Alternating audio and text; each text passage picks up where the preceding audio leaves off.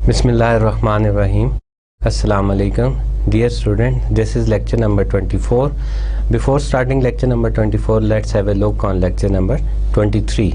Lecture number 23 हमारा base करता था कैश फ्लो स्टेटमेंट्स पे। तो कैश फ्लो स्टेटमेंट जो है वो क्यों बनाई जाती हैं, व्हाट आर द पर्पस, और उसके रूल्स रेगुलेशंस क्या क्या थे, वो हमने प्रीवियस लेक्चर में देखे थे। Let's have A detail look कि उसमें हमने क्या क्या किया था।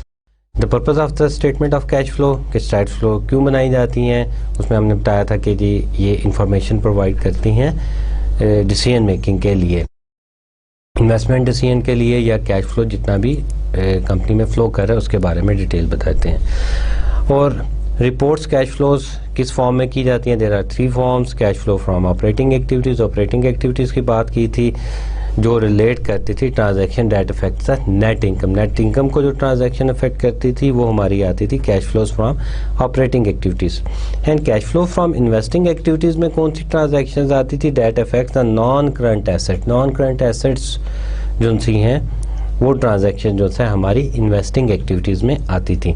And then the last one is the cash flow from financing activity, transaction that effects equity and the debt of the entity. जो इक्विटी और डेट जो है उसको अफेक्ट करती थी वो हमारी फाइनेंसिंग एक्टिविटीज़ में आती थी। उसके बाद हमने जो है एक तो ये इसके रूल्स रेगुलेशंस पढ़े थे कि कौन सी चीज़ें जो सी ऐड होगी, कौन सी माइनस होंगी। उसके बाद हमने non cash investing and financing activities को देखा था कि ऐसी फाइनेंसिंग एक्टिविटीज़ और इन्वेस्टिंग एक्टिविटीज़ जिसमें कैश इन्वॉल्व नहीं होता।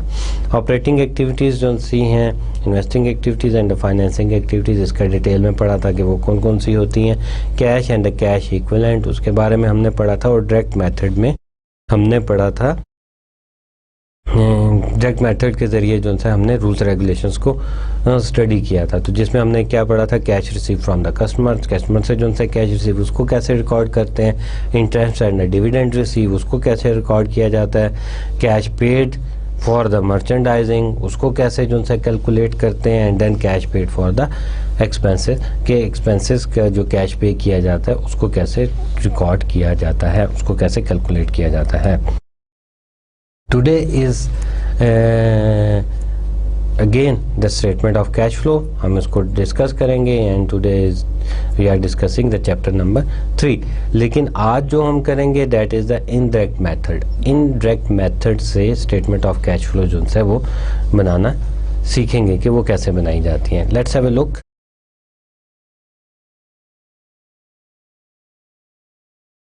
इनडायरेक्ट मेथड में वही पहली बात, जब नेट इनकम की बात की जाती है, नेट इनकम जो है वो देखते हैं लॉस और गेन एंड उसके बारे में change in the current assets and the current liabilities as shown on the following table. उसको जो है वो शो किया जाता है। Net income plus losses and minus gains. Losses को जो है वो प्लस किया जाता है और गेंस को माइनस कर दिया जाता है। And plus non cash expenses such as depreciation and the amortization उसको ऐड किया जाता है नॉन कैश एक्सपेंसेस को। Cash flows from operating activities, cash flows from operating activities जो है वो हमारे पास आ जाती हैं। देखिए अब इसमें हमारे पास क्या था कि नेट इनकम जो सी है एक तो वो थी, उसमें जो है वो लॉसेस को ऐड कर लिया जाता है एंड गेंस को माइनस किया जाता है। एंड देन नॉन कैश के डेप्रिसिएशन जो है, नॉन कैश एक्सपेंसेस में डेप्रिसिएशन आता है। Non cash expenses such as depreciation and amortization जो है उसको आप ऐड बैक कर लेते हैं। Change in the current assets and the current liabilities as shown in the following table, के वो जो नीचे जैसे बताया गया उस तरह उसको आप ऑपरेट करते हैं। और हमारे पास एट द एंड जो है cash flow from operating activities आ जाता है। आगे जाके जब हम इसको एक्सरसाइज करेंगे प्रैक्टिकली तो इट विल मोर क्लियर। ये टेबल अब आपके पास आ गया जिसमें क्या शो किया गया कि इनडायरेक्ट मेथड के ज़रिए आपको change in the account balance during the year जो है डेट इज़ शोइंग। उसमें आपके पास आ गया इंक्रीज और डिक्रीज। करंट एसेट्स में जब इंक्रीज होता है तो subtract from the net income. जब करंट एसेट में इंक्रीज हुआ तो उसको आपने क्या किया कि माइनस कर दिया, सब्ट्रैक्ट कर दिया फ्रॉम द नेट इनकम। और अगर डिक्रीज हुआ add to the net income, तो उसको क्या करेंगे कि नेट इनकम में ऐड कर लेंगे। एंड करंट लायबिलिटीज़ की बात करते हैं तो करंट लायबिलिटीज़ में क्या होता है कि जब इंक्रीज़ होता है करंट लायबिलिटीज़ में तो हम ऐड करते हैं, that is add to the net income. और जब करंट लायबिलिटी में डिक्रीज़ होता है तो that is subtract from the net income, तो उसको नेट इनकम से माइनस कर लिया जाता है। And we are advise use this table when adjusting net income to operating cash flow. तो जब नेट इनकम जो से ऑपरेटिंग कैश फ्लो आप कैलकुलेट करते हैं तो then you have to use this table. तो इस टेबल को अपने जहन में रखें जब आप ऑपरेटिंग एक्टिविटीज़ जो से कैलकुलेट कर रहे हो। करंट एसेट करंट लायबिलिटीज़ के बारे में जो से रूल्स रेगुलेशन आपको बता दिए हैं। करंट एसेट में जब इंक्रीज़ होगा तो आप सब्ट्रैक्ट करेंगे, करंट लायबिलिटी में इंक्रीज़ होगा तो आप ऐड करेंगे, करंट एसेट में डिक्रीज़ होगा तो आप ऐड करेंगे, और करंट एसेट्स में जब करंट लायबिलिटी में जब डिक्रीज होगा तो आप सब्ट्रैक्ट कर देंगे। Statement of cash flow index method से कैसे की जाती है, let's have a look. Index method, balance sheet, cash and non cash. Cash और नॉन कैश आपके पास आ गए, and then the liabilities and the stock holder equity. हमने 4 हिस्सों में इसको डिवाइड कर दिया है, कैश और non cash asset.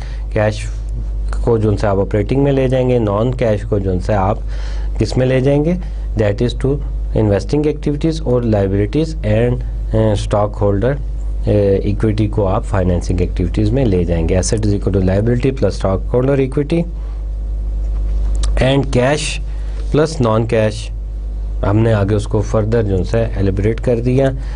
Cash plus non cash assets is equal to liability plus stock holder equity. Cash is equal to liabilities plus stock holder equity minus non cash. तो ये आपके पास क्या हुआ कि दिस इज सिमिलर इक्वेशन जो सी हमारे पास वो बन गई है। Cash, the cash flows are determined by analyzing the liabilities, stockholder equity and non-cash assets. So cash flow is determined by the liabilities, stockholder equity and non-cash assets. Step 1 में हम जो है वो क्या कर रहे हैं, let's do start with the accrual basis net income. Accrual basis net income जो है वो उससे हम स्टार्ट करते हैं। shown in the income statement, the retained earning account are the statement of stockholder equity. Find the net income. Net income हम कैसे find करेंगे, that is the balance जो है आपके पास we have balance on 1st January 2006, that is 202,300, and then on 31st December net income कितनी थी आपके पास 108,000 and cash dividend 28,000. तो रिटेन अर्निंग से आपको क्या हुआ, to find to statement that is 108,000 is the net income. Cash flow from operating activities net income पर income statement आपके पास आ गई, that is 108,000. And step two पे जाते हैं। Step 2 next we need to determine the depreciation expenses. Depreciation expenses को हमने डिटरमिन करना for the year. If it is not given on the income statement, some time it can be founded by analyzing the accumulated depreciation account. तो अगर आपको depreciation के जैसे आपको पहले बताया था, this is non cash expenses if that is not available in the income statement, so you can find it from the accumulated depreciation account. और accumulated डेप्रिसिएशन अकाउंट, उसमें accumulated डेप्रिसिएशन जो प्रीवियस ईयर का balance है debt is 58,300 और depreciation for the year 2006 इस साल की जो डेप्रिसिएशन थी डेट इज 7,000 इस साल की डेप्रिसिएशन है। To the statement we will took it to the statement add because depreciation expenses reduced net income but did not require an outflow of the cash, it is add back to the net income. So क्या हुआ कि depreciation जो सी मैंने आपको पहले ही बताया था, this is the systematic allocation of the cost over the life of the assets, कि आप उसको जितना यूटिलाइज करते हैं या जितनी उस एसेट्स की लाइफ होती है सिस्टमेटिकली उसको उसकी लाइफ पे डिवाइड कर दिया जाता है और ईच ईयर या ईच मंथ में उसको एलोकेट कर दिया जाता है। तो एक्चुअली जो भी एसेट्स आपने परचेज किया होता है you have paid the cash at that time when you acquired the asset. तो अब जो है you are not paying the cash just on the accrual base accounting में क्या कर रहे हैं कि आप उसको सिर्फ डेप्रिशिएट कर रहे हैं। तो डेप्रिशिएट में कैश तो आपके पास नहीं आ रहा तो you add back it 7,000 depreciation आपने ऐड बैक कर ली। Then we have third step select current assets and the current liability that impacts cash flows and determine the increase और डिक्रीज। तो फिर हमने क्या बात की कि रेवेन्यू जो है हमने वो जनरेट कर लिया, सेल्स हमने जो है वो निकाल ली। स्टेप 3 में क्या है हमारे पास that is the select current assets and the current liabilities that impact cash flows and determine the increases and decreases. अब उसमें क्या हुआ कि पहले तो हमने रिटेन अर्निंग जो है उसमें से नेट इनकम हमने फाइंड कर ली एंड देन हमने डेप्रिसिएशन एक्सपेंसेस जो है that is the non cash उसको माइनस कर दिया। अब हमारे पास थर्ड स्टेप आ गया current assets and the current liabilities जो है उसका इम्पैक्ट जो है वो देखना है that is from cash flows and cash flow से हमें उसका इंक्रीज और डिक्रीज का पता चलेगा। Let's have a look change in the current account. Current account में जो चेंज थी ईयर 2005 में हमारे पास अकाउंट रिसीवेबल जो से थे that is 65,000। Now the account receivable is 74,000। तो 74,000 हमारे पास इंक्रीज हुआ है तो that is the debit balance. Change जो है हमारे पास डेबिट है, इंक्रीज हो रहा है। वो रूल्स रेगुलेशन आपने अपने जहन में रखने हैं। एंड देन इन्वेंट्रीज आपके पास स्टार्टिंग में थी 180 और अब आपके पास कितनी आ गई 172,000। So that is decrease by 8,000। तो आपने क्रेडिट साइड पे लिख लिया account payables that is starting 46,700 और एंड पे जो है दैट इज 43,500। तो account payable is reduce आपने डेबिट साइड पे इसको लिख लिया and then accrued expenses payable 24,300 and then at the end of year that's increased 26,500। तो इसको हम क्या करेंगे कि we will put it into the credit side. Income tax payable 8,400 and then at the end of year 7,900. It means you have paid the taxes that is and reduce। तो आपने क्या किया कि उसको डेबिट साइड पे लिख लिया। अभी हमने सिर्फ क्या किया कि जो डिफरेंस था डेबिट या क्रेडिट का वो हमने सिंपल डेबिट या क्रेडिट साइड पे लिख दिया। डिटरमिन द डेबिट और credit change of the each item above. अब हमने क्या किया कि जो डेबिट और क्रेडिट चेंज थी ईच आइटम की उसको हमने जो वो डिटरमिन करना। डेबिट का टोटल किया।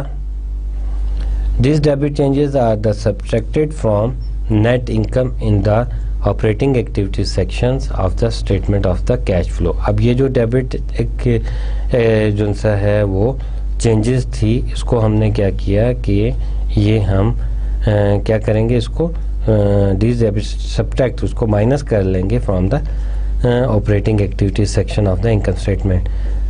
Think of the this debit as deduction from net income in the arriving at the net cash flow from operating activities. इसको हमने क्या करना है इन एक्टिविटीज को हमने डिडक्ट कर देते हैं। These are the deduction and these credit changes are added to the net income in the operating activities sections of the statement of the cash flows think of these credits as addition to the net income in arriving at net cash flow from operating activities। तो ये क्या कर रही हैं हमारी, ये operating activities को increase कर रही हैं। अगर आप ये देखें कि अक्रूड एक्सपेंसेस जो उनसे आपने पे करने थे, मतलब ये कि आपके स्टार्टिंग में कम थे, अब आपके इंक्रीज़ हो गए हैं, तो ये आप इसलिए ऐड कर रहे हैं कि ये आपने कैश जो है वो पे करना था लेकिन आपने पे नहीं किया। और ऊपर क्या हुआ कि इन्वेंट्री जो सी है वो आपकी जो है वो रिड्यूस हो गई हैं। जब रिड्यूस हुई हैं तो इट्स मीन कि आपके पास जो है उसका कैश जो है वो आया था। और अकाउंट रिसीवेबल को अगर आप देखते हैं तो अकाउंट रिसीवेबल आपके इंक्रीज़ किए हैं, तो आपके इंक्रीज़ किए हैं तो आपने कैश रिसीव करना था लेकिन रिसीव नहीं हुआ, दैट इज़ 9000। अकाउंट पेएबल जो है दैट इज़ डिक्रीज, आपने कैश पे किया। एंड देन आपका इनकम टैक्स पेएबल वो जो है वो रिड्यूस हुआ है, इस मीन कि आपने 500 इनकम टैक्स पे किया है।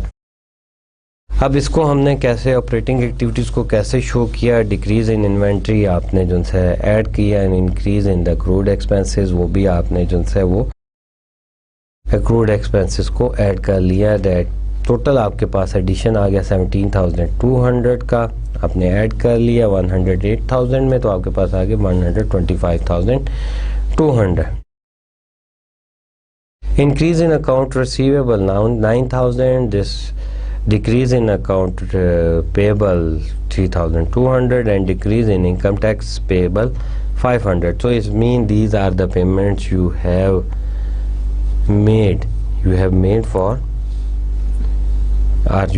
for expenses। तो ये आपके पास 3 आ गए। उसके बाद स्टेप 4 ये आपने लिख लिया। अभी आगे जाके कुछ 1-2 और एक्टिविटीज़ आ रही हैं इसलिए हम उसका टोटल नहीं कर रहे। स्टेप 4 में क्या हुआ कि analyze the income statement to determine if there any other gain or losses from selling investment equipment or etcetera. तो अब क्या किया कि आपने देखा कि किसी भी उसमें क्या हो रहा है कि ये कि गेन या लॉस तो नहीं हो रहा किसी उसको सेल करने में, कोई आपकी एसेट को सेल करने में, इक्विपमेंट के सेल करने में गेन या लॉस तो नहीं हो रहा। Then we can find that the gain on the sale of land.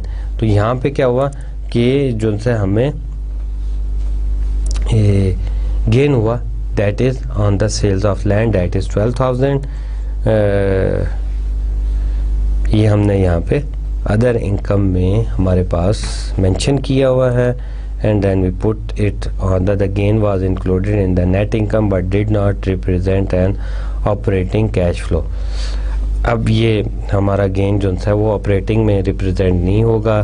This is add and the gain, इसमें सिर्फ हम गेन की बात कर रहे हैं। गेन जो है उसको हम ऐड कर रहे हैं यहाँ पे ऑपरेटिंग एक्टिविटीज़ में। तो हमारे पास टोटल जो है debt is 24,700। If there had been a loss on this sales, the loss would have been added to the net income। अगर इसमें लॉस होता तो फिर क्या होता कि हम लोग उसको ऐड कर लेते नेट इनकम पे। तो यहाँ पे हमने प्रीवियस में क्या किया, we are going to deduct. Add हम जो है ऐड हम डिडक्शन वाले कॉलम में कर रहे हैं। ऐड हम डिडक्शन वाले कॉलम में कर रहे हैं। ऐड हम किस में कर रहे हैं, 9,000 में, 3,200 में, 500 में, उसमें हम ऐड कर रहे हैं 12,000 को। तो टोटल हमारा 24,700 जो है वो बन जाता है। और ये कह रहे हैं कि अगर इसमें गेन की बजाय लॉस होता तो फिर हम क्या कहते हैं कि वी विल ऐड बैक, फिर हम उसको ऐड कर लेते, add to the net income, हम उसको नेट इनकम में ऐड कर लेते। अब उसके बाद cash flows from financing activities, वो कैसे उनसे उसको कैसे एनालाइज किया जा सकता है। कुछ सबसे पहले फाइनेंसिंग एक्टिविटीज़ में देखेंगे डिविडेंड। डिविडेंड जो सा है वो पे किया जा रहा है, debt is cash paid 10,000।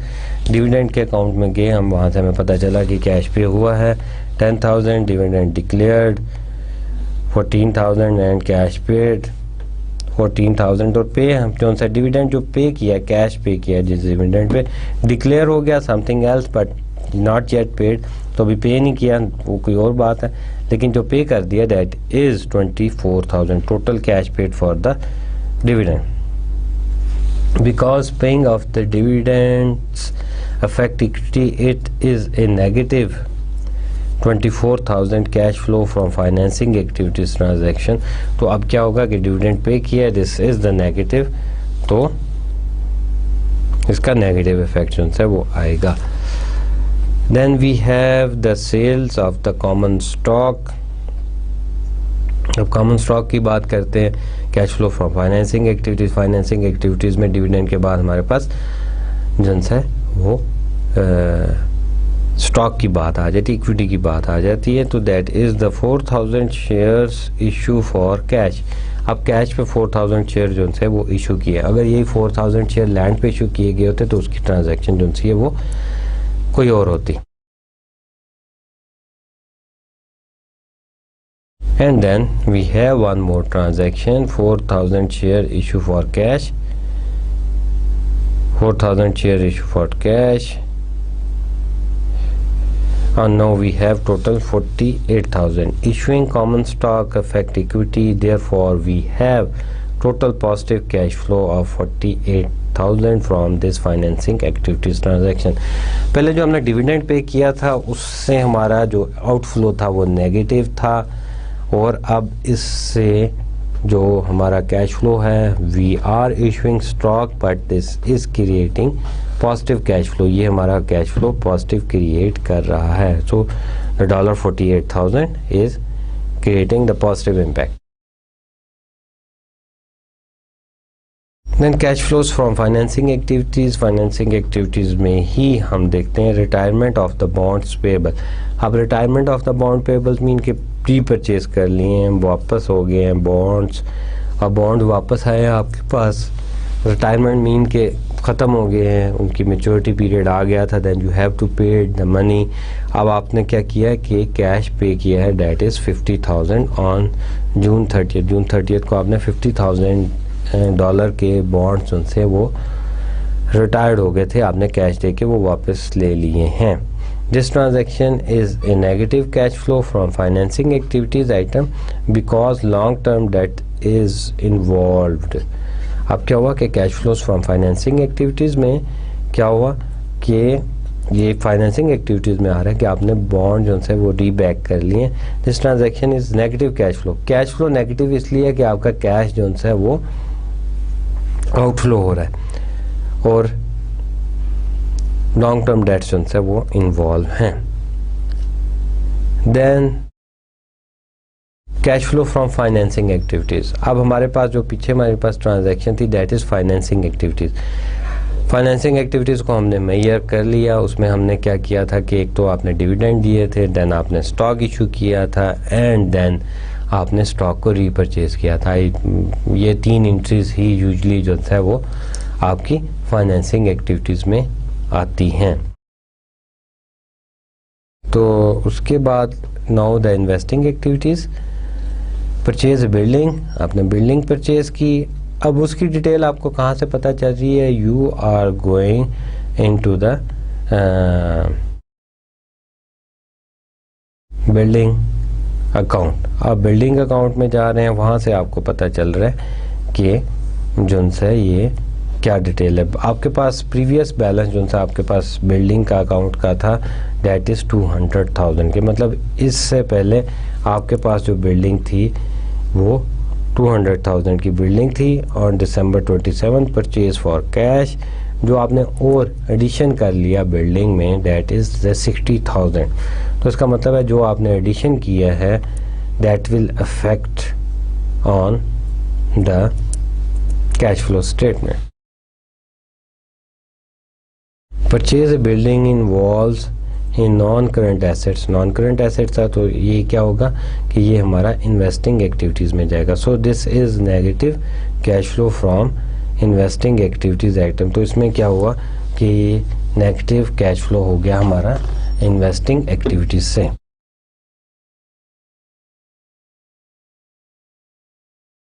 And then again the cash flow from investing activities. Land transaction.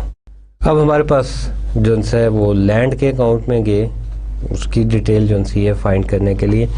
अब इंडायरेक्ट मेथड में हम क्या कर रहे हैं कि हम इंडिविजुअल अकाउंट्स में जाके वहाँ से बैलेंस जो है वो चेक कर रहे हैं, इंक्रीज़ हुआ डिक्रीज़ हुआ, कितना हमारे पास जो है वो नेट इफेक्ट जो है वो आया। तो then we have one effect. पहले हमारे पास जो लैंड थी दैट इज़ 125,000 की लैंड हमारे पास थी, एंड जून 8 को क्या हुआ, सोल्ड फॉर 72,000 कैश। 72,000 कैश पे जो है वो हमने सेल आउट कर दी, और क्रेडिट हमें जो है उस पर कैश जो है रिसीव हुआ दैट इज़ 60,000 हमें कैश जो है वो मिला। और उसके बाद परचेज़ फॉर $15,000 कैश। जून 8 के बाद हमने क्या किया कि अक्टूबर 12 को फर्दर जो है थोड़ी सी लैंड जो सी है वो 8 को सेल की थी, और 12 को जो है हमने और परचेज़ कर ली डेट इज़ $15,000, और टोटल हमारे पास जो है 80,000 की लैंड इस वक्त अवेलेबल है। Cash flow from financing activities, land transaction में हम देखते हैं कि लैंड ट्रांजैक्शन में क्या हुआ है। The first transaction, the sales of the land result a positive cash flow from investing activities because the land is a non cash asset. तो फर्स्ट जो क्या हुआ कि जो सेल की गई थी land that result in a positive cash flow from investing activities because land is a non cash asset. तो ज़रा हम पीछे थोड़ा सा चलते हैं। यहाँ पे अगर आपको याद हो कि हमने क्या किया है कि सोल्ड फॉर 72,000 कैश, 72,000 कैश में जो लैंड सेल आउट की गई है उसकी कॉस्ट कितनी थी, दैट इज़ 60,000। और अगर आपको याद हो कि हमने पहले जब बना रहे थे तो 12,000 जो है वो हमने इनकम स्टेटमेंट में से प्रॉफिट जो है उसका लिया था, कि जो इनकम स्टेटमेंट से प्रॉफिट था that is the sold off land. जो गेन था 12,000 वो हमने क्या कर दिया था, माइनस कर दिया था, और हमने कहा था कि अगर लॉस होता तो वो हम ऐड करते। तो यहाँ पे 60,000 इसीलिए लिखा गया कि वो उस 12,000 को हमने एक दफ़ा जो है वो उसको टेक ओवर कर लिया। और अब यहाँ पे उसने बताया कि द फर्स्ट ट्रांजैक्शन जिसमें एसेट परचेज़ किया गया, asset is the non cash asset, तो ये हमारा किस में आएगा, इन्वेस्टिंग एक्टिविटीज़ में। Cash flow from investing activities, land transaction. Land transaction आप इस पेज में क्या बता रहे हैं, आपको वही बात जो मैंने भी आपको बताई थी। द $12,000 गेन जो हुआ था was recorded earlier on the previous slide, वो फिर पहले रिकॉर्ड कर लिया गया था एज एन ऑपरेटिंग एक्टिविटीज़, वो ऑपरेटिंग एक्टिविटीज़ में हमने कंसिडर किया गया था। उसके बाद the purchase of the land also is an investing activities. जो 15,000 की आपने लैंड और परचेज की थी that is an investing activities because the purchase of the land is non cash asset. तो नॉन कैश एसेट में जो भी ट्रांजैक्शन की जाती है, जो आपकी परचेज होती है या सेल होती है, वो आपकी इन्वेस्टिंग एक्टिविटीज़ में कंसिडर की जाती है। अब आप क्या करेंगे कि जो एग्जिबिट आपका है इन योर टेक्स्ट बुक, उसमें आप देखेंगे the formal statement of the cash flows using the indirect method. वहाँ से आपको जो है वो पता चल जाएगा कि इनडायरेक्ट मेथड में जो है स्टेटमेंट ऑफ कैश फ्लो जो है वो कैसे बनाई जाती है। Let's prepare another statement of cash flows using the indirect method. वो तो जो हम एक्सरसाइज कर रहे थे वो आप बुक में जाके जो है में भी आपका, अगर आपके पास पुराना एडिशन है या न्यू एडिशन है तो वो थोड़ा सा आगे पीछे हो गया होगा, but you can check the figures, और कंपनी के नाम से आपको वो पता चल जाएगा कि स्टेटमेंट ऑफ कैश फ्लो कैसे बनाई जाती है। We have another example for indirect methods. इससे आपको आई होप कि मोर क्लियर हो जाएगा। The Jose's Place has prepared the balance sheets as of March 31st 2003 and March 31st 2002। उसके पास जो बैलेंस शीट थी वो आपको जो है पोजीशन क्लियर कर रही है या शो कर रही है, debt is 2002 and 2003 March 31st इन दोनों। and the income statement for the year ended 31st March 2003 has also been prepared, वो भी उसने बनाई है। Jose's need help preparing the statement of cash flow, and जो सा है it's require your help for preparing the statement of cash flow। Jose's Place income statement for the year. Income statement Jose's की क्या है, that is very simple. 4-5 items उसने mention किए हुए हैं। रेवेन्यू जो है 727,000, operating expense is greater than the revenue, that is 748,000, depreciation expenses 6,000, and gain on the sale of land is 8,000, net loss 19,000। अब अगर ये आप इनकम स्टेटमेंट देखें तो इसमें एक नॉन कैश एक्सपेंस जो है वो प्रिवेल कर रहा है, डेट इज 6,000। अगर इनकम स्टेटमेंट से देखा जाए तो जो को लॉस हो रहा है 19,000 का। अगर आप डेप्रिसिएशन एक्सपेंसेस को माइनस कर रहे हैं, that is the non cash, तो जो एक्चुअली लॉस हो रहा होगा that is lesser than the 19,000। आगे चलते हैं, आगे देखते हैं कि यहाँ पे क्या कह रहे हैं। The 8,000 gain was the result of the selling of the land, cost 32,000 for 40,000 during the period. जैसे हमने पीछे किया था कि दिस इज़ द गेन, तो गेन जो उनसे क्या था कि वो 32,000 की लैंड थी, वो 40,000 की आपने सेल कर दी, उसका जो गेन था वो यहाँ पे मेंशन किया हुआ है।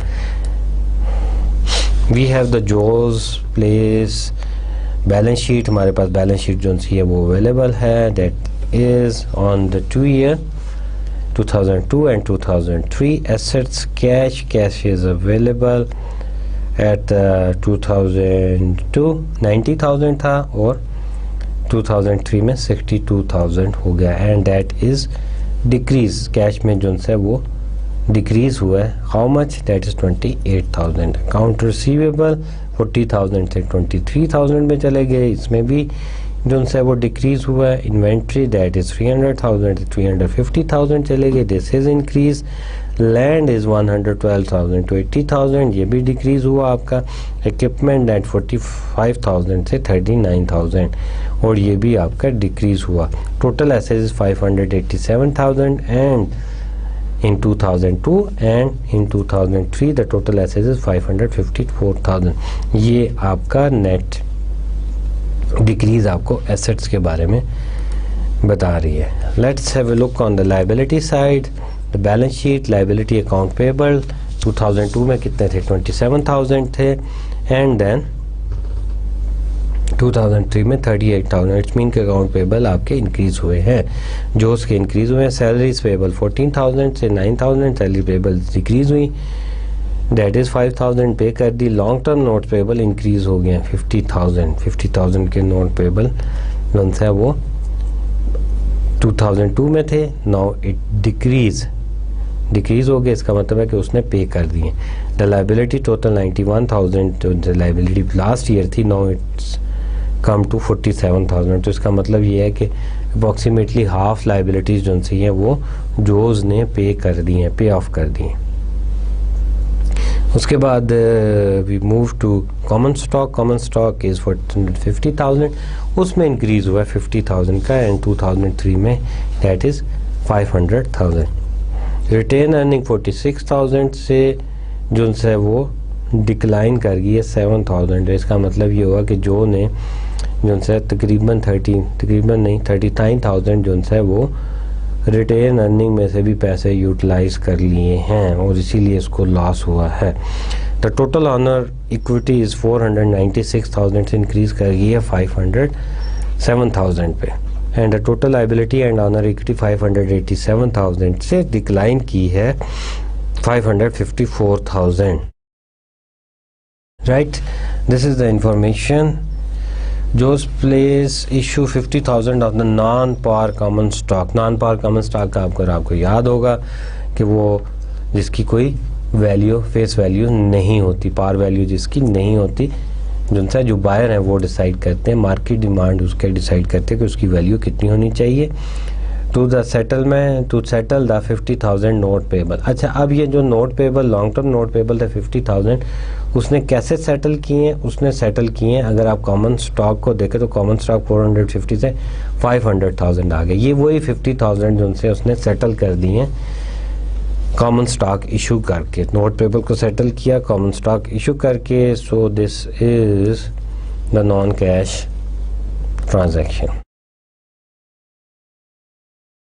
Let's have a look on the retain earning. Retain earning जो से है वो हमारे पास retain earning, ending retain earning at 31st December was computed as follow. Beginning retain earning is 46 और net loss for 2003 is 19,000 and dividend paid in 2003, dividend भी पे किया गया 2003 में 20,000, लॉस को भी रिटेन अर्निंग से माइनस किया और डिविडेंड भी पे किया तो रिटेन अर्निंग 7,000 आ गया। अब आप देख सकते हैं कि रिटेन अर्निंग 46 से 39,000 जो मैंने आपको बताया था कि जो ने कहीं ना कहीं खर्च कर दी है, वो यहाँ से हमें पता चल गया कि जो ने ये 39,000 कहाँ खर्च किए। एक तो उसको लॉस हुआ वो चले गए, माइनस कर दिया हमने, और डिविडेंड पे कर दिया 20,000 का, उसने $20,000 का वो माइनस कर दिए, तो हमारे पास रिटेन अर्निंग एंडिंग आ गई 7,000।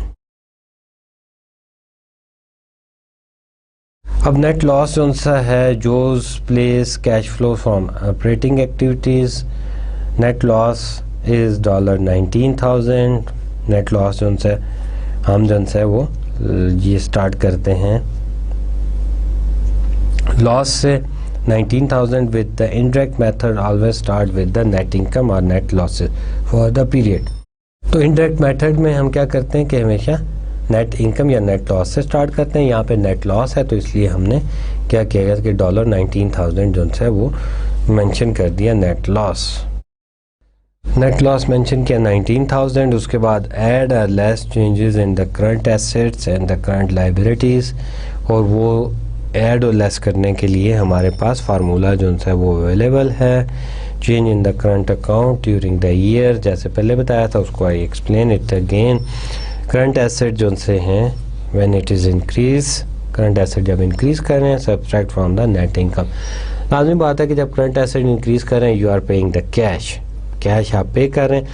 मेरे ख्याल में जो इनडायरेक्ट मेथड है that is the easy as compare to the direct method, क्योंकि सिंपल आपने क्या किया कि लॉस लिया, लॉस लेने के बाद जो करंट एसेट, जो भी करंट एसेट जो से अगर आपके इंक्रीज़ कर रहे हैं तो इट्स मीन आप पैसे पे कर रहे हैं, तो आपने क्या किया कि उसको माइनस कर दिया, सब्ट्रैक्ट कर दिया, और डिक्रीज अगर कर रहे हैं add to the net income तो आपने उसको नेट इनकम में या नेट लॉसेस में ऐड कर दिया।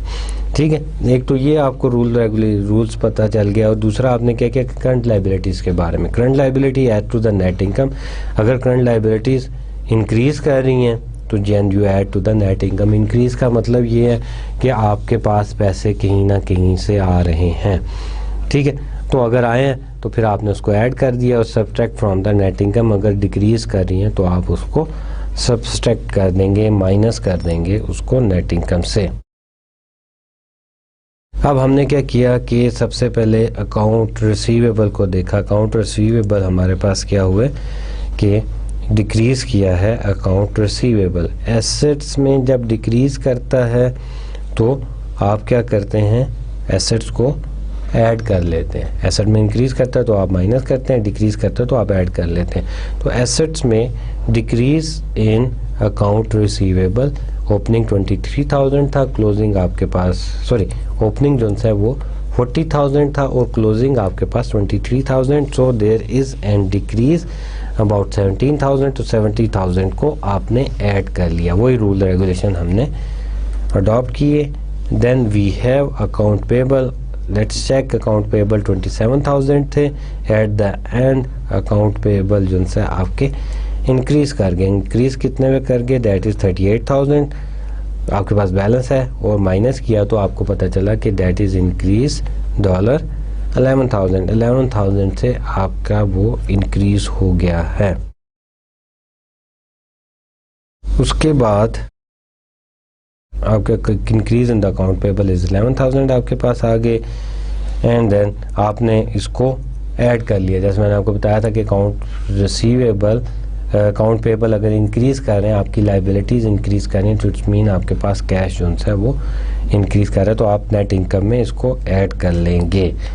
देन अच्छा, वो दोनों तो हमारे पास एडिशन का आ गया था। देन हम मूव करते हैं सब्सट्रैक्ट के बारे में कि सब्सट्रैक्शन जो है वो कौन कौन सी होगी। Increase in inventory, inventory increase हुई है हमारी। ओपनिंग बैलेंस था 300,000 और क्लोजिंग बैलेंस था 350,000, तो 50,000 से हमारी इन्वेंट्री जो है वो इंक्रीज हुई है। इसको हमने सब्ट्रैक्ट कर लिया, ब्रैकेट में लिख लिया। Then we have decrease in salary payable. अब सैलरी पेएबल जो है दैट इज़ आवर लाइबिलिटी, और लाइबिलिटी में जब डिक्रीज होता है तो हम उसको माइनस करते हैं। सैलरी पेएबल डिक्रीज, सैलरी कितनी 14,000 थी starting of the year, end of the year 9,000, तो इसका मतलब ये है कि आपने 5,000 जो है वो पे कर दिए हैं। 5,000 आपके पास इधर आ गए। And then we have add back non cash expenses. Add back आपने कर लिए non cash expenses, depreciation expenses you add back, and then subtract gain on the sales of land. अब आपने क्या किया कि गेन जो सा था, आपको पहले भी याद होगा, हमने 12,000 पिछली एग्जांपल में माइनस किया था, तो यहाँ पे भी अब हमने क्या किया कि गेन को माइनस कर दिया 8,000 को। जब 8,000 गेन को माइनस किया तो cash flows from operating activities हमारे पास आ गया। That is the operating cash flows amount comes from the schedule just prepare. जो प्रीवियस स्लाइड में हमने स्केजुअल बनाया था उसको हमने क्या किया कि उसको हमने ऐड और लेस कर लिया। अब यहाँ पे देखेंगे हमारे पास जो नेगेटिव अमाउंट्स हैं दैट इज़ 19,000 जो हमें नेट लॉस था, फिर 50,000, 5,000 and 5,000, and then we have 8,000। तो हमारे पास इन जो भी नेगेटिव अमाउंट है ब्रैकेट में उसको ऐड कर लेंगे, और जो हमारे पास प्लस में है उसको ऐड कर लेंगे, और फिर जो सा देखेंगे कौन सा हमारे पास बैलेंस ज़्यादा आ रहा है। तो हमारे पास जो है लॉस मतलब आउटफ्लो आ रहा है, cash flow from operating activities, that is the outflow 48,000। उसका बैलेंस ले लिया हमारे पास, दैट इज़ 48,000। और उसके बाद हमारे पास then we have cash flows from investing activities, proceeds from the sales of land. Land originally cost 32,000 जो से ओरिजिनली कॉस्ट थी वॉज सोल्ड फॉर 40,000, तो 40,000 की हमने उसको सेल आउट कर दिया। 40,000 का सेल आउट किया तो 40,000 हमने यहाँ पे मेंशन कर दिए। Cash flow from financing activities, financing activities हमारे पास थी dividend paid to the owner. Owner ने डिविडेंड जो है वो पे किया। Dividend of 20,000 were paid to the owner during the years, that is 20,000 owner को डिविडेंड पे किया, तो वो हमारा जो है कैश आउटफ्लो हो रहा है। जो ऑनर इक्विटी जो है वो क्या हो रही है, डिक्लाइन हो रही है, तो हम जो है इसको क्या करेंगे कि सब्ट्रैक्ट कर देंगे। Decrease in the cash flows for the period, compute the net change in the cash for the period. अब आपने क्या किया 40,000, 48,000 और 20,000 को ऐड किया तो वी गॉट 68,000। तो 68,000 में से आपने माइनस कर दिए 40,000 आपने माइनस किए तो आपके पास कितना आ गया 28,000। Decrease in the cash for the period, beginning cash in the balance जो है वो क्या आया आपके पास, that is the 90,000। Compute the statement of cash flow by reconciling beginning cash to the ending. Beginning आपने देखा तो दैट इज द 90,000 माइनस कर दिया आपने, तो एंडिंग कैश बैलेंस आपके पास आ गया 62,000। Now you can confirm, note that the ending cash amount ties back to the Jose place balance sheets. वो अब जो एंडिंग बैलेंस था वो आपके पास टाई बैक कर गया, दैट इज़ द 62,000। अगर आपका बैलेंस जो है वो 62,000 नहीं आता, इससे कम या ज़्यादा आ रहा है, तो इसका मतलब क्या हुआ कि आपने जो स्टेटमेंट ऑफ कैश फ्लो बनाई है इसमें कोई एरर है। तो you can check it again, क्योंकि आपने जो सा ऐड करना था वो आपने जो है माइनस कर दिया, तो आप उसको दोबारा ऐड कर लेंगे। जो भी आपके पास बैलेंस आएगा उसको आई थिंक इट्स ईजी कि आप उसको 2 पे डिवाइड कर लें। 2 पे डिवाइड करने के बाद जो है वो देखें, सपोज अब अगर हम यहाँ पे ये चेक करते कि ये जो 20,000 था, अगर इसको हम जो है ये नेगेटिव में लिखा हुआ है, अगर हम इसको ये जो डिविडेंड पे किया इसको हम माइनस की बजाय प्लस में कर देते हैं, तो अगर ये प्लस में कर देते तो हमारे पास जो बैलेंस आ रहा था वो हमारे पास कितना आना था, 8,000 का आना था। 8,000 का बैलेंस आना था, और बिगनिंग बैलेंस को जब हमने ऐड करना था उसमें, तो बिगनिंग बैलेंस को जब हमने ऐड करना था तो -8,000 जब हमारे पास आ जाता तो कितना बैलेंस आता हमारे पास, दैट इज 70, तो हमारे पास बैलेंस आना था 82,000। 8,000 अगर हम माइनस कर देते, 20,000 अगर हम माइनस करने की बजाय ऐड कर देते तो हमारे पास जो बैलेंस आ रहा था that is decrease in the cash for the period, हमारे पास 8,000 आना था, क्योंकि 20,000 हमने जो है वो क्या करना था कि माइनस करना था, माइनस की बजाय हमने ऐड कर दिया। तो ऐड किया तो बैलेंस हमारा चेंज हो गया, जब चेंज हुआ तो हमारे पास 8,000 रह गया। तो 8,000 जब हमने माइनस किया 90,000 में से तो हमारे पास जो बैलेंस बचा 82,000 बैलेंस बचा। तो अब हम कैश को जब टैली कर रहे हैं तो हमारे पास जो है वो प्रॉब्लम आ गई, तो हमारे पास कैश आ रहा है 62,000, तो वहाँ पे हमारे पास बैलेंस आ रहा है दैट इज़ 82,000। तो अब हमें ये पता चल रहा है कि हमने जो गलती की है वो 20,000 की है। तो आप 20,000 जो है वो देखेंगे कहाँ पे प्रॉब्लम हुई है, तो आप 20,000 को जो है वहाँ जाके नेगेटिव की बजाय प्लस कर देंगे, और इसी तरह बाकी एक्टिविटीज़ में भी देख लेंगे। I think it's quite easy कि आप उसको फाइंड आउट कर सकते हैं। जस्ट रीचेक इट, पहले तो ट्रांजैक्शन को रीचेक कर लेंगे आपने जो डेबिट कार्ड किया वो ठीक ही है कि नहीं, और उसके बाद जो है आप उस एडजस्टमेंट को करके देख लें कि बैलेंस आपका टैली कर रहा है कि नहीं कर रहा। सो this is the indirect methods. In addition, on the face of the statement or in the supplement schedule, disclosure the 50,000 non-cash financing activities. अब क्या हुआ कि जो 50,000 था जो डिस्क्लोज किया था उन्होंने, जो बॉन्ड्स पे कर दिए थे उन्होंने, that is the non cash financing activities. वो जो फाइनेंसिंग एक्टिविटीज़ थी that is the non cash, उसमें कैश इन्वॉल्व नहीं था। In addition, cash interest payment and cash tax payment must also be disclosed separately. अब क्या होना था कि in addition आपने क्या करना है कि जो से cash interest payment and the cash tax payment must be disclose separately, उसको सेपरेटली डिस्क्लोज करना चाहिए। इनडायरेक्ट मेथड से कैश फ्लो स्टेटमेंट बनाना तो हमने देख ली, उसके बाद हमने ये भी देखा कि इनडायरेक्ट मेथड से हमारा आंसर भी जो है वो टैली कर गया। डायरेक्ट मेथड से भी यही होता है कि आप जो है अपना आंसर जो है वो टैली कर सकते हैं। क्वाइट इजी कि आपको पता चल जाता है कि एग्ज़ाम में आपका क्वेश्चन जो है वो ठीक सॉल्व हुआ है कि नहीं हुआ। अब हम बात करते हैं managing the cash flow. Cash flows को कैसे मैनेज किया जा सकता है। Cash budget is the one of the tool to manage the cash flow. Cash budget are used by the management to plan and forecast future cash flows. That is to plan and forecast future cash flows. It is the planning, plan कर सकते हैं और forecast कर सकते हैं। Planning mean कि आप उसको प्लान कर सकते हैं कि कहाँ कहाँ एक्सपेंस करना है, and to you can forecast कि आप फ्यूचर में कैश कहाँ कहाँ से रिसीव कर सकते हैं। A cash budget can be use to force management to coordinate activity, कि आप मैनेजमेंट को फोर्स कर सकते हैं कि कोऑर्डिनेट एक्टिविटीज़ के साथ जो है वो कोऑर्डिनेट करें, कि कैश बजट जो है वो जो आपने बजट बनाया है उसके साथ मैनेजमेंट कोऑर्डिनेट करे कि उसी बजट के अंदर रहते हुए तमाम एक्टिविटीज़ करें।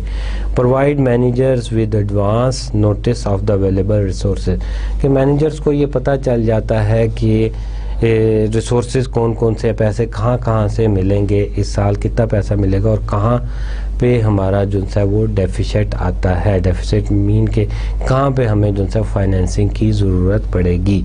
प्रोवाइड टारगेट्स यूज़फुल इन एवेल्युएटिंग परफॉर्मेंस। अब क्या होता है कि परफॉर्मेंस को एवेल्युएट किया जाता है, टारगेट जो है वो बता देते हैं कि भी इस बजट के अंदर ये आपके पास पैसे हैं, इस बजट के अंदर जो है आपने क्या करना है कि इस बजट के अंदर आपने अपने टारगेट्स को अचीव करना है। तो अगर तो आप दो मुख्तलिफ डिपार्टमेंट्स को जो है टारगेट दे देते हैं, बजट असाइन कर देते हैं और उन्हें कहते हैं कि उस टारगेट के अंदर अचीव करें, उस लिमिटेशंस के अंदर अचीव करें, तो आप उन डिपार्टमेंट्स की या उन सब्सिडीज़ की एवेल्युएशंस भी कर सकते हैं। आप उनकी एवेल्युएशन कर सकते हैं कि वो अपनी परफॉर्मेंस जो है वो किस तरह की दे रहे हैं। Provide advances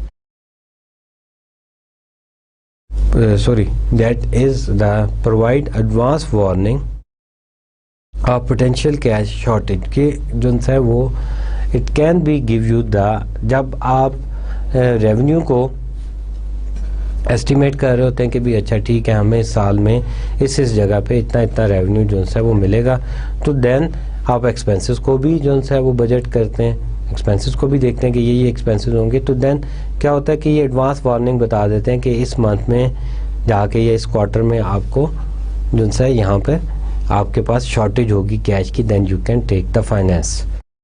managing cash flows को कैसे मैनेज किया जाता है? Increase collection of the account receivable, कि आप क्या करते हैं कि अकाउंट रिसीवेबल की कलेक्शन को इंक्रीज करते हैं, जो आपने क्या किया होता है कि अकाउंट रिसीवेबल है आपके उनको इंक्रीज कर देते हैं, एफर्ट ज़्यादा मेड करते हैं, उनको डिस्काउंट दे देते हैं या टर्म्स एंड कंडीशन स्टिक कर लेते हैं। कीप इन्वेंट्री लो, इन्वेंट्री को लो रखते हैं। इन्वेंट्री को लो रखने का मतलब ये है कि यूँ ही आपकी जो है वो प्रोडक्ट बनती है, यू सेल इट, आपके स्टोर में इन्वेंट्री जो है वो नहीं पड़ी होती। Delay payment of the liability, अब कैश को कैसे इंक्रीज़ किया जाता है कि जहाँ आप लोगों को कह रहे हैं कि जी हमें पैसे जल्दी दे दें और आप जो है उसका रिवर्स कर रहे हैं कि आप लोगों को पैसे देने में डिले कर रहे हैं। अगर आप पेमेंट डिले करेंगे, डिले मीन कि आप पेमेंट जो है ड्यू डेट को करें, ड्यू डेट को जब आप पेमेंट करेंगे तो फिर आपके पास कैश जो है वो अवेलेबल होगा। सपोज आपने इलेक्ट्रिसिटी का बिल जो है वो पे करना है, that is on the last that is 25th and 25th को जो है आपने बिल पे करना है सपोज 50,000 का। अब उससे पहले क्या हुआ कि आपके पास 21st को एक और पेमेंट्स आ गई टेलीफोन की, तो अब आप क्या करेंगे कि सबसे पहले आप जो है 20 या आपने टेलीफोन की पेमेंट नहीं, आपने क्या किया कि आपने जो है इन्वेंट्री परचेज़ करी 21st को, आपने इन्वेंट्री जो है वो परचेज़ की या आपकी इन्वेंट्री परचेज़ की, आपको डिस्काउंट मिल रहा था, आपने क्या किया कि इन्वेंट्री परचेज़ कर ली। अब आपने जब जो है वो डिले किया हुआ है 25th को, तो आपको श्योर था कि जो है 23rd को या 24th को आपकी एक पेमेंट आ जाएगी, देन यू कैन पे। तो जब आप एंड डेट का इंतज़ार करते हैं पेमेंट के लिए तो आपके पास कैश जो है वो अवेलेबल होता है।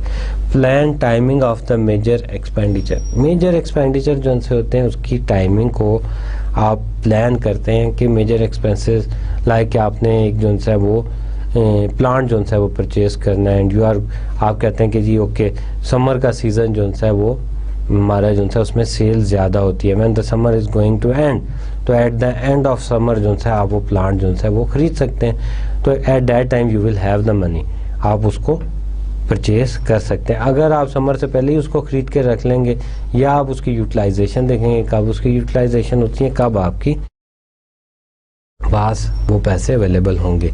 Then you will see about the idle investment, क्या करते हैं कि इन्वेस्ट कर देते हैं आइडल कैश को जो है आप इन्वेस्ट कर देते हैं, invest idol money into some proper way. आप क्या करते हैं कि जो आपके पास जब आपने बजट बना लिया तो आपको ये भी पता चल जाएगा कि eight the end of each month या उस महीने आपको कितने कैश की मिनिमम ज़रूरत है। उसके अलावा जो कैश है उसको आप इन्वेस्ट कर सकते हैं ऐसी जगह पे स्टॉक में, सिक्योरिटीज में, कि आप फ़ौरन उसको रीपरचेज कर लें। Then we have the cash budget हमारे पास अवेलेबल है, एक कंपनी है इसका, that is the May, June, July, August. We are going to prepare the ending cash balance of the 1 month back on the beginning cash balance of the next month. So we have the beginning cash balance that is 27,500, that is on the May. Cash receipts, total available cash 31,000, less cash disbursement that is 16,000, excess or deficiency of available cash over the cash disbursement that is 15,000। अगर ये कम होता है तो हम इसको 15,000 लिख देते। Financing needed, financing repayment, needing भी नहीं है और रीपेमेंट भी नहीं है, debt is 0। And ending cash balance हमारे पास आ गया 15,000। For the next month June में क्या किया कि जो सा है हमें कैश रिसीव कितना हो रहा है। अब ये हुआ कि जून में हमने देख लिया, जून में हमें जो पेमेंट्स मिलेंगी वो 2000 की होंगी, जुलाई में जो सा वो हमें कैश रिसीव्ड जो सा होगा 9000 एंड अगस्त में 14000 कैश रिसीव्ड होगा। तो टोटल अवेलेबल कैश हमारे पास that is 17,000, 19,000 and 24,000 less cash disbursement. Cash disbursement mean के कितना कैश आप डिस्पर्स करेंगे, या आपकी मंथली डिस्बर्समेंट होती है, ये आपने बजट या आपने प्रीवियस मंथ से वो चेक किया होता है। तो या आप प्लान कर लेते हैं इसमें कि आपका इस महीने कितना खर्चा हो सकता है। तो आपने देखा कि जी जून के महीने पिछले साल में आपने देखा, जिस तरह आजकल अगर आप देखें तो आपके पास बिजली के या गैस के बिल्स में, टेलीफोन के बिल्स में पिछले साल का बिल आ रहा होता है कि इस महीने आपने कितना खर्च किया, पिछले साल आपने इसी महीने में कितना खर्च किया था। तो यूजली बाहर के मुल्क में ये रेट्स जो थे वो सडनली चेंज नहीं होते, तो आपकी फोरकास्ट जो सी है वो मतलब अगर तो रेट चेंज नहीं हुए तो फिर आपको तो पता चल जाएगा कि जी अच्छा पिछले साल में मैंने इतना यूज़ किया था, इस साल मैंने इतना यूज़ किया, तो इस साल मैंने ज़्यादा किया या कम यूज़ किया। तो इसी तरह जो कंपनीज होती हैं वो अपना प्लान कर लेती हैं कि कैश डिस्बर्समेंट जो सी है वो पिछले साल इसी महीने में कितनी थी, अगर इस साल में कोई चेंजेस नहीं है तो अगर चेंजेस हैं तो फिर कितनी होंगी। तो कैश डिस्बर्समेंट जो है वो प्लान किया 18,000 for June and 6,000 for July and for August that is 8,000। अब देख रहे हैं कि जी एक्सेस और deficiency of the available cash over the cash disbursement. अब कैश डिस्बर्समेंट जो है वो हमारे पास कैश अवेलेबल कितना था जून में 17,000, डिसबर्स कितना करना है हमने 18,000, तो हमारे पास डेफिशिएंसी कितनी आ रही है दैट इज़ 1,000। अगर हम जुलाई की बात करते हैं तो जुलाई में हमारे पास क्या हुआ कि हमारे पास कैश अवेलेबल था 19,000 और हमने डिसबर्स कितना किया दैट इज़ 6,000, तो we have excessive cash 13,000 and then in August we have the cash for 24,000 और हमारे पास डिस्बर्समेंट कितनी थी 8,000 की थी and we have excessive cash 16,000। अब हम क्या करते हैं कि नेक्स्ट उस पे जाते हैं फाइनेंसिंग नीड। फाइनेंसिंग नीड के कितने पैसे हमें चाहिए जून के महीने में। The company have to maintain financing is needed in June because the company must maintain a minimum cash balance of 10,000। अब कंपनी ने क्या किया कि अपने 10,000 मिनिमम बैलेंस जो है वो मेंटेन करना है, तो इसलिए जो है जून में उसको फाइनेंसिंग की ज़रूरत पड़ेगी। 11,000 is required to maintain the minimum balance 10,000। अब जुलाई में बात करते हैं तो जुलाई में हमारे पास एक्सेसिव कितना है 13,000, तो मिनिमम बैलेंस कितना मेंटेन करना है कंपनी ने दैट इज़ 3,000 मिनिमम बैलेंस जो सा कंपनी ने मेंटेन करना है। तो इट मीन कि एक्सेसिव कितना आ गया, एक्सेसिव मीन के that is available for repayment of financing. जो आपने 11,000 फाइनेंसिंग ली थी उसके लिए रीपेमेंट के लिए कितना अवेलेबल है दैट इज़ 3,000 अवेलेबल है। Then we will move to the month of August. अगस्त में मूव करते हैं तो अगस्त में वी हैव एक्सेसिव कैश 16,000 और मेंटेन हमने कितना करना है बैलेंस दैट इज़ 10,000 और उसमें से हम माइनस कर देंगे 16 में से 10, तो we have for the repayment of financing की रीपेमेंट के लिए हमारे पास कितना आ गया 6,000 हमारे पास अवेलेबल है, तो दैट यूल यूज़ और 10,000 हम री-मेंटेन कर लेंगे। तो ये आपने देखा कि कैश बजट जब बनाते हैं तो ये हमें क्या कर रहा है, एक तो हमें ये डिटेल बता रहा है किस चीज़ की कि हमने कैश रिसीव कितना करना है उसकी हमें डिटेल पता चल रही है, किस महीने हमें कितना कैश मिल जाएगा, और कैश डिसबर्समेंट हम कितनी कर रहे हैं उसका हमें पता चल रहा है, और उसके अलावा हमें ये पता चल रहा है कि हमारे पास एक्सेसिव कैश अवेलेबल है कि नहीं। एक्सेसिव अवेलेबल है वो भी पता चल गया, अगर नहीं है तो हमें फाइनेंसिंग की ज़रूरत पड़ेगी, तो हम उसको कितने अरसे के लिए, यहाँ पे अगर आप देखें तो हमने जो $11,000 बाय किए थे, मतलब $11,000 हमने फाइनेंसिंग ली थी, किसी से बारो किए थे, तो उसमें से 9,000 तो हम पे कर देंगे अगले 2 महीनों में, जून और जुलाई में, और बाकी रिमेनिंग 2,000 रह जाएंगे, तो होपफुली वो सितंबर में भी पे हो जाएंगे। तो इस तरह कंपनी जो है वो 11,000 जो है बारो करेगी दैट इज़ फॉर 3 मंथ्स के लिए बारो करेगी और 3 मंथ्स में जो इजीली पे कर सकती है। Dear student, this is the end of the chapter number 13 and end of our today lecture. और आज के लेक्चर में हमने क्या किया कि हमने इनडायरेक्ट मेथड्स को अडॉप्ट करते हुए स्टेटमेंट ऑफ कैश फ्लो जो है वो प्रिपेयर की. उसमें हमने दो एग्जांपल किए. एक एग्जांपल जो सी आपको सजेस्ट किया गया कि आप बुक में देख लीजिएगा जाके कि उसमें ऑपरेटिंग एक्टिविटीज़ तो आपको बता दी, बाकी you have to do. Remaining आपने क्या करना है कि अपनी बुक में से जाके बाकी एक्सरसाइज करनी है. और सेकंड जो हमने एग्जांपल दी थी उसमें हमने आपको पूरी की पूरी जो है इनकम जो है कैश फ्लो स्टेटमेंट बता दी थी कि लॉस हुआ और लॉस से किस तरह आपने कैश फ्लो स्टेटमेंट बनाई थी. आपने क्या करना है, बुक के अंदर जितने भी क्वेश्चन दिए हुए हैं वो आपने सॉल्व करने हैं. उनको डायरेक्ट इनडायरेक्ट मेथड दोनों मेथड से ट्राई करें. एग्जाम में कोई भी मेथड जो है आपसे पूछा जा सकता है. सेकंड हमने क्या किया कि इस लेक्चर के एंड में हमने कैश बजटिंग के बारे में बात की कि कैश बजटिंग जो सी है वो क्यों रिक्वायर होती है, उसकी क्या नीड होती है. उसके बाद हमने एक छोटी सी एक्सरसाइज ये भी की कि कैश बजट बना के देखा और उसमें हमने ये लर्न किया कि कहीं किसी जगह पे हमें जो सा कैश शॉर्टेज हो जाती है तो हमें फाइनेंस करने की ज़रूरत पड़ती है कि नहीं, और जब हमने फाइनेंस किया तो उसको हम कितने अरसे में रीपे कर सकते हैं. So this is the end of chapter number 13 and the end of lecture number 24. इंशाल्लाह लेक्चर नंबर 25 में फिर आपसे मुलाकात होगी with new chapter.